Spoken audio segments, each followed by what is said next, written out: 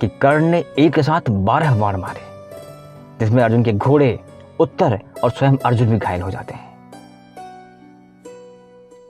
नमस्कार मित्रों, हम हैं विराट युद्ध में, और विराट युद्ध में अभी आप देख रहे हैं कर्ण वर्सेस अर्जुन का जो प्रसंग चल रहा है। पूरा का पूरा विराट युद्ध अभी कैप्चर करना थोड़ा सा मुश्किल है मेरे लिए, बट कर्ण वर्सेस अर्जुन अभी चल रहा है। पार्ट 1 आपने देखा कि कैसे बृहन्नला आती है, युद्ध शुरू होने वाला है। कृपाचार्य जो कि इस समय कर्ण का अपमान करे जा रहे हैं कि तुम सिर्फ बड़ी बड़ी फेंकते हो, तुम्हारे बस की नहीं है बोलना कुछ, करना कुछ, सिर्फ बोलते रहते हो, बोलने से कुछ नहीं होता। आप एक बात और भी समझ लें कि योग्य व्यक्ति को ना हमेशा अपमान सहना ही पड़ता है। आप किसी ऐसी जगह से बिलोंग कर रहे हो जहाँ पे लोग थोड़े से पीरियड हों, लेकिन जब आप अपना विकास करेंगे ना, तो वही लोग आप पे छींटाकशी स्टार्ट कर देंगे कि ये कैसे पहुँच रहा है। तो कर्ण पे हमेशा से छींटाकशी होती आई है, ये बात सत्य है। मैं अपनी बातें नहीं करता, मैं महाभारत की बातें कर रहा हूँ। मैं इस समय विराट सर्व पढ़ रहा हूँ, मैं कोई टीवी सीरियल की बातें नहीं कर रहा हूँ। आप में से बहुत लोगों ने कल अपना रोष प्रकट किया कि ऐसा नहीं था, आप कर्ण को नीचे मत दिखाइए, कर्ण सबसे महान था। तो सर, कर्ण वाकई महान था। कर्ण की महानता में कोई दो राय नहीं, कर्ण के युद्ध कौशल में कोई दो राय नहीं है, शस्त्रों ज्ञान में कोई दो राय नहीं है। अगर दो राय है तो उसके चरित्र में है कि उसने साथ किसका दिया, और पाप के साथ होने के कारण उसका सारा का सारा पुण्य क्षीण हो जाता है। कर्ण सा दानी शायद कोई नहीं था। मैं ज़्यादा बातें नहीं करता, कर्ण महान था, अर्जुन महान था, ये आप देखें। लेकिन कर्ण की महानता के बारे में मैं आपसे बस इतना कहना चाहता हूँ कि स्वयं भगवान श्री कृष्ण को कर्ण को अपने पक्ष में करने के लिए क्या क्या नहीं कहना पड़ा। अगर कर्ण कोई छोटा मोटा योद्धा होता, वो सूर्यपुत्र कर्ण कोई छोटा मोटा योद्धा होता, तो भगवान क्यों चाहते कि कौरव की तरफ से ना वो पांडवों की तरफ से युद्ध करे। सर, छोटे मोटे योद्धाओं की कोई गणना कहीं नहीं होती। अगर आप अपने जीवन में छोटे रह जाएंगे तो आपका समाज आप पर थूकेगा, कोई साथ नहीं देगा। ये आदिकाल से होता आया है और आदिकाल तक होता रहेगा। जो सामर्थ्यवान है उसी से लोग झुकते हैं, उसी की लोग बात करते हैं। तो कर्ण की अगर इतनी ज़्यादा डिमांड हो रही थी, चाहे वो कौरव हों चाहे वो पांडव हों, तो सिर्फ इसलिए कि वो सामर्थ्यवान था, वो योग्य था। और भगवान ने स्वयं कहा था, आप जाके देखें कि कुरुराज समर्पण करता हूँ, साम्राज्य समर्पण करता हूँ। और कर्ण ने उत्तर क्या दिया था कि कुरुराज चाहता मैं कब हूँ, साम्राज्य चाहता मैं कब हूँ, धन को मैं धूल समझता हूँ, जीवन का मूल्य समझता हूँ। कि अगर भगवान को इतना कहना पड़े कर्ण से कि तुम्हारे पांचों भाई तुम्हारे दास की तरह रहेंगे, तुम्हारे सामने समस्त पृथ्वी का साम्राज्य न्यौछावर है, तो आप इतना समझिए कि कर्ण कोई सामान्य व्यक्ति तो नहीं हो सकता। अगर अभी भी आपको लगता है कि ये कंपैरिजन की चीज़ें हैं कि नहीं मैं कंपेयर करूँगा, तो शायद मैं इसमें स्वयं को अयोग्य मानता हूँ। मैं कंपेयर नहीं कर सकता। जीत सत्य की होती है, भगवान सत्य की तरफ रहते हैं, ख्याति सत्य की होती है। ऑलराइट, बहुत ज्ञान ना देते हुए हम वापस विराट युद्ध में आते हैं, जहाँ पे अभी अपमान हो रहा था कर्ण का। आचार्य कृप कहते हैं कि परिचिंतित पार्थेन सन्निपातो नन्ह छशः, कि अर्जुन के बल को देखकर लगता है कि हम सब में से अकेला कोई भी व्यक्ति ऐसा नहीं है जो उसको आज हरा देगा।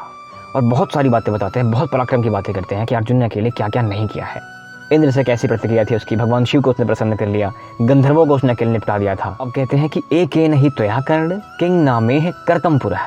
कहते हैं कि अर्जुन ने अकेले बहुत सारे काम किए हैं, लेकिन तुम बताओ कि तुमने अकेले ऐसा कौन सा काम कर दिया कि समस्त संसार तुम्हारी जय बोले।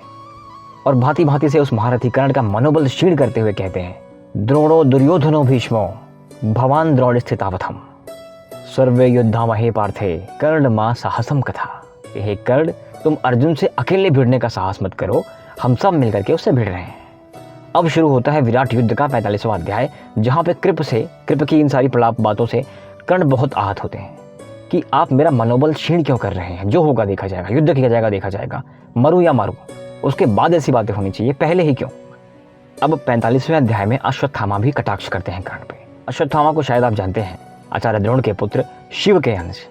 अश्वत्थामा को हल्के में लेना इस महाभारत में शायद उतना उनको लाइमलाइट नहीं मिला, लेकिन कदाचित आप देखें तो वो किसी से भी हल्का नहीं था। और इसीलिए उन 8 चिरंजीवियों में एक अश्वत्थामा भी हैं जो अभी तक जीवित हैं। और इनके प्रकार यहाँ वहाँ से बातें सुनने में आती हैं कि यहाँ कोई मंदिर है, वहाँ कोई मंदिर, जहाँ पे एक जल चढ़ जाता है, पता नहीं कौन चढ़ाता है। मैंने भी कुछ मीडिया सर्विस रिपोर्ट्स देखी हुई थी, क्योंकि मुझे बहुत टाइम से इसमें इंटरेस्ट है।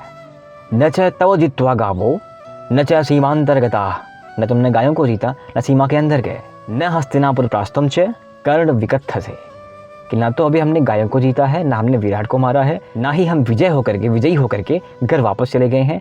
तो अभी इस स्थान पर कर्ण तुम्हें ऐसे विजयी घोष करने की क्या आवश्यकता है। तुमने अभी तक अर्जुन से द्विरथ युद्ध कब किया है? जब नहीं किया है तो अपने बल का बखान ऐसे तुम्हें करना शोभा नहीं देता। तुम एक वीर हो। और सबसे बड़ी बात कि तुमने द्रौपदी का अपमान किया है। उस अपमान का बदला आज अर्जुन की आंखों में है। अब भगवान बचाएं तुम्हें और संभालो स्वयं को तुम। अब आप एक बात यहाँ पे समझें, हमेशा जो एक धारणा बनाई गई है कि भीष्म ने हमेशा कर्ण का अपमान किया, ऐसा नहीं है। यहाँ पे जब कृप, द्रोण, द्रोणपुत्र सब मिलकर के कर्ण से कह रहे हैं कि तुम ऐसी बड़ी बड़ी बातें कर क्यों रहे हो, तुमने क्या उखाड़ा, तुमने क्या किया ऐसा, तब भीष्म आते हैं बीच में और भीष्म कहते हैं कि तुम सब लोग कृपया कर्ण को अपमानित ना करो, कि कर्ण ने जो कुछ भी कहा है वो तुम सब में तेज उत्पन्न करने के लिए कहा है, उत्साह उत्पन्न करने के लिए क्या है, क्योंकि सामने शत्रु है, वो जो कोई भी है अभी हमारा शत्रु है, युद्ध हमें करना है। तो अगर तुम सब लोग उत्साह रहित हो जाओगे, युद्ध कौन करेगा। पितामह कहते हैं कि कर्णस्तु धर्म क्षेत्रेषु यथा वाच्यात् घुमिच्छति। पितामह कहते हैं कि कर्ण तो केवल धर्म से युद्ध करने की इच्छा कर रहा है, व्यक्त कर रहा है, तो कृपया उसका मनोबल ना क्षीण करें। सामने शत्रु को देखकर ऐसे बातें करना कोई पाप नहीं है, उत्साह जगाने के लिए कौन क्या नहीं करता। तो वहाँ पर फिलहाल माहौल थोड़ा शांत होता है और लोग कहते हैं कि चलो एक व्यूह की रचना करी जाए जिससे अर्जुन, हमारे राजकुमार, हमारे युवराज, हमारे महाराज दुर्योधन तक ना पहुँचे, क्योंकि उसका लक्ष्य जो होगा वो दुर्योधन ही होगा। तो उसको सेव करने के लिए हमें एक व्यूह रचना करनी चाहिए जिसमें दुर्योधन कहीं पीछे हो। अब व्यूह रचना करी जाती है। व्यूह रचना कुछ ऐसी होती है कि कर्ण अग्रभाग पर खड़ा होता है। एक सामान्य पुरुष अग्रभाग पर खड़ा नहीं होता, वह महाबल बलशाली ही है कि अर्जुन को रोकने के लिए बिल्कुल फ्रंट पे खड़ा है। अग्रतः सूतपुत्रस्त कर्णेष्ठलु दंशिलः अहं सर्वस्य सैन्यस्थ पंचास्थास्यातिपाल। तो आचार्य द्रोण कहते हैं कि कर्ण तुम अग्रभाग में खड़े रहो और मैं सेना के पीछे खड़े होकर के सबकी रक्षा करूंगा। अब यहाँ पर मंत्रणा बनती है, युद्ध कैसे होगा, क्या करना है, बहुत सारी बातें हैं जो कि मैं अभी स्किप कर रहा हूँ। रीज़न ये है कि मुझे कर्ण अर्जुन को दिखाना है। अब जैसा कि आपने देखा कि व्यूह रचना हो गई है, अर्जुन आते हैं, युद्ध स्टार्ट होने वाला है। उत्तर को सबकी पहचान कराते हैं कि ये कर्ण है, ये दुर्योधन है, ये पितामह है, ये द्रोण है, या अश्वत्थामा है। अब उत्तर इतने महाबट योद्धाओं को देखकर मानो पागल सा हो गया है कि ऐसे भी लोग होते हैं, इतने बड़े बड़े अस्त्र शस्त्र, इतनी बड़े बड़े बाहुबल, इतनी चौड़ी चौड़ी छातियाँ, ये कहाँ के लोग हैं। मित्रों, ये माइथोलॉजी है। अगर आपको लगता है कि ये सारी बातें बस एक कथा है, किसी ने लिख दिया, फिक्शनल कैरेक्टर्स है, मैं आपको बताऊं, कभी भी आप जाके देखें, मेरे पास कई सारे पोर्टल्स के नाम है जहां मैं पढ़ता रहता था पहले, अभी भी इवन देखता ही रहता हूं। आपको मिलेगा कि Giants have roamed the earth. बड़े बड़े लोग, ऐसे लोग जो 10-20 फीट 50 फीट के लोग थे, जिनके 2-2 फीट के सिर्फ पाम थे, पैर हुआ करते थे, हाथ हुआ करते थे, ऐसे लोग कभी धरती पर रहे हैं। एक टाइम ऐसा था कि पुरुषों की आकृति इतनी दैत्याकार हुआ करती थी। इवन आपको अगर ज़्यादा जानना है, मैं आपको बता दूं कि आप डिस्कवर मैगजीन देख सकते हैं, आप archaeology.org देख सकते हैं, जो आर्कियोलॉजिकल सर्वे के बिहाफ पे बनाया जाता है कि चीज़ें कैसी थीं, कैसी हो रही हैं। आपको पता है आर्कियोलॉजी क्या होती है। आप nationalgeographic.com देख सकते हैं, यहाँ पे आपको इतिहास के बारे में पता चलेगा कि पुराने लोग कैसे हुआ करते थे। अब अर्जुन पहचान कराते हैं और तो डर जाता है, लेकिन अर्जुन का लक्ष्य कौन है? दुर्योधन। उसे द्रोण से, कर्ण से अभी क्या ही लेना देना। जिस काम से आया है वो दुर्योधन को जीत के ही वो काम पूरा होने वाला था। बहुत सारी बातें यहाँ पे होती हैं, लेकिन मैं इस वॉर को थोड़ा स्किप कर रहा हूँ क्योंकि हमें कर्ण अर्जुन का प्रसंग देखना है। तो हम आगे बढ़ते हैं सीधा कि दुर्योधन के पीछे जब भागता है तो पूरी की पूरी सेना कहती है कि उसको मार देगा, अब चलो दुर्योधन को बचाओ। तो अर्जुन को रोकने के लिए विकर्ण आते हैं, चित्रसेन आते हैं, राजा शत्रुंतक आते हैं। अर्जुन उन सबको चीरते फाड़ते शत्रुंतक को वध करके आगे बढ़ जाते हैं।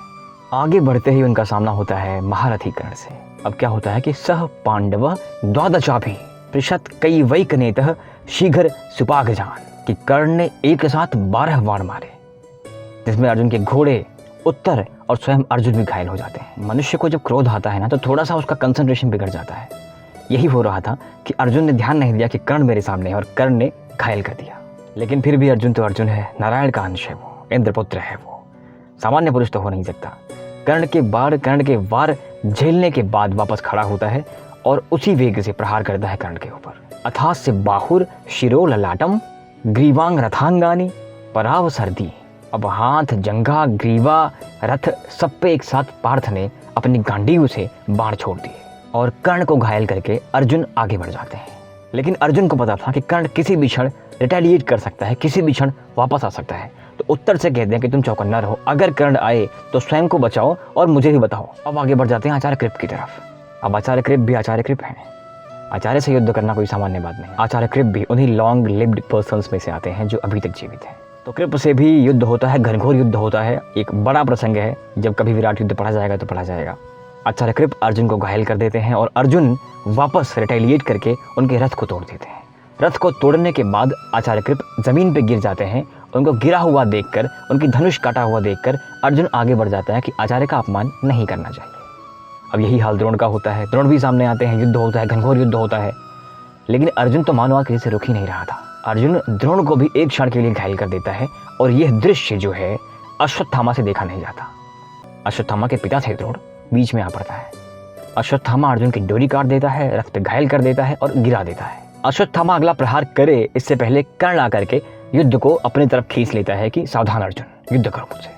तत्र चक्ष दधे पार्थो यत्र विस्फायते खलु।